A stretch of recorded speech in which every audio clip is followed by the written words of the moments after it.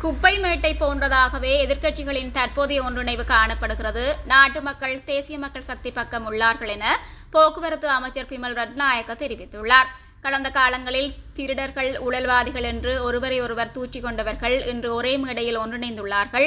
அதிகாரத்தை கைப்பற்றுவதற்காக நாம் ஒருவரை ஒருவர் திருடர் என்று விமர்சித்துக் கொண்டோம் என்று ஸ்ரீலங்கா பொதுஜன பெரமுனவின் பொதுச் செயலாளர் சாகர காரியவசம் குறிப்பிட்டுள்ளார். இதனை மக்கள் கூர்ந்து அவதானிக்க வேண்டும். எதிர்வரும் காலப்பகுதியில் நடைபெறும் தேர்தல்களின் போது தற்போது ஒன்றிணைந்துள்ள திருடர்கள் அனைவரையும் ஒருமித்த வகையில் தோற்கடிக்க முடியும்.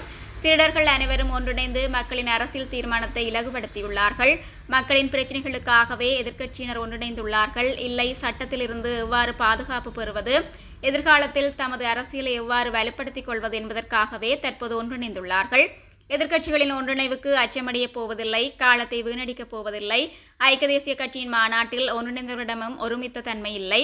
குப்பை மேட்டை போன்றதாகவே எதிர்க்கட்சிகளின் தற்போதைய ஒன்றிணைவு காணப்படுகிறது. எதிர்க்கட்சியினர் எதிர்காலத்திலேனும் தேர்தலில் வெற்றி பெற வேண்டுமாயின் மக்கள் ஆணையை விளங்கிக் கொள்ள வேண்டும். நாட்டு மக்கள் தேசிய மக்கள் சக்தி பக்கம் உள்ளார்கள் என்றும் அவர் குறிப்பிட்டுள்ளார்.